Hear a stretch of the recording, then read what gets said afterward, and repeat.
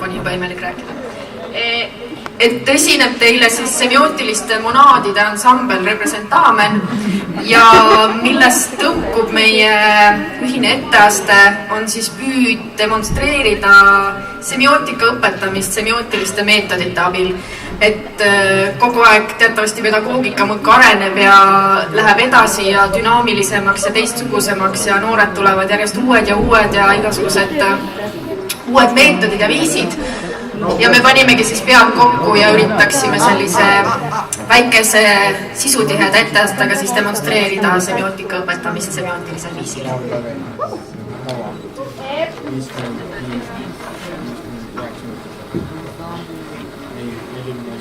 Nii, ja nagu alati on kombeks viisakas on viidata kasutatud kirjandusele, siis ettekandele tuleb lühikokkuvõte Juri Lotmani teosest või artiklist Kultuur kui subjekt ja iseenese objekt.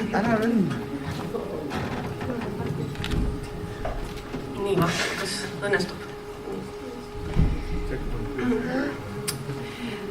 Semiootiline monaad on tähendust tekitava üksuse invariantne mudel. Nii kultuur tervikuna kui iga temasse suletud küllalt keerukas tekst, kaasa arvatud üksik inimisiksus kui tekst.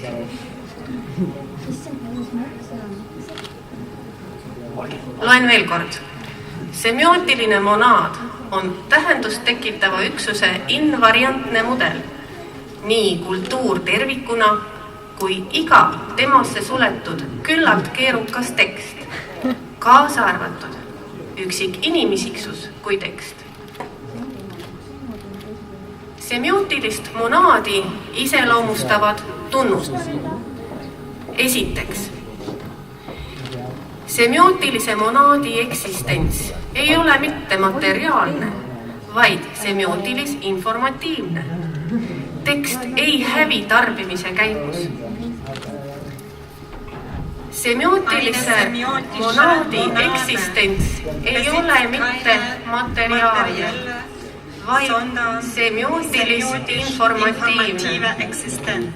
Tekst ei hävi tarbimise käigus.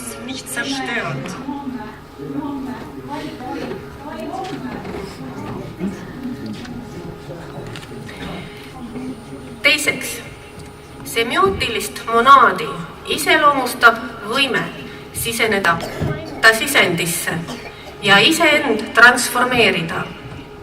Tal on loomupärane võime enesekirjelduseks, enesereflektsiooniks ja iseenese tõlkimiseks metatasandile.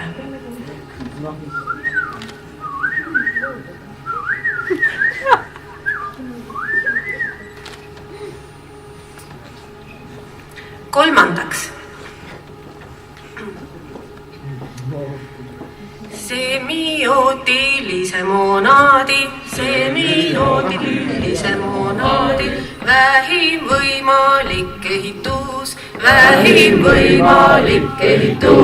hõlmab binaarset süsteemi, mis koosneb vähemalt kahest semiootilisest keelest, mis on tõlgitamatud ja ühtaegu sarnased, kuna kumbki modelleerib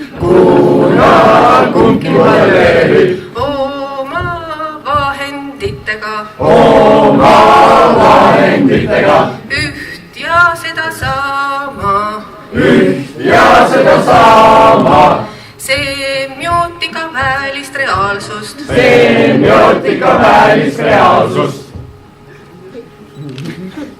Neljandaks,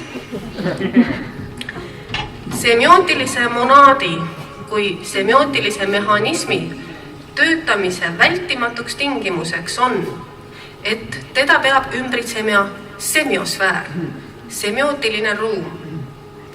Just oma eraldatuse ja semiootilise algupärasuse tõttu saab iga semiootiline monaad astuda konvergentsussuhetesse teiste monaadidega, luues kõrgema ühtsuse. Semiootilise monaadi kui semiootilise mehhanismi töötamise vältimatuks tingimuseks on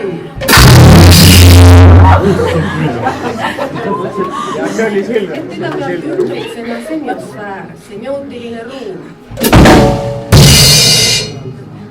Just oma eraldatuse ja semiootilise algupärasuse tõttu saab iga semiootiline monaad astuda konvergentsussuhetesse teiste monaadidega.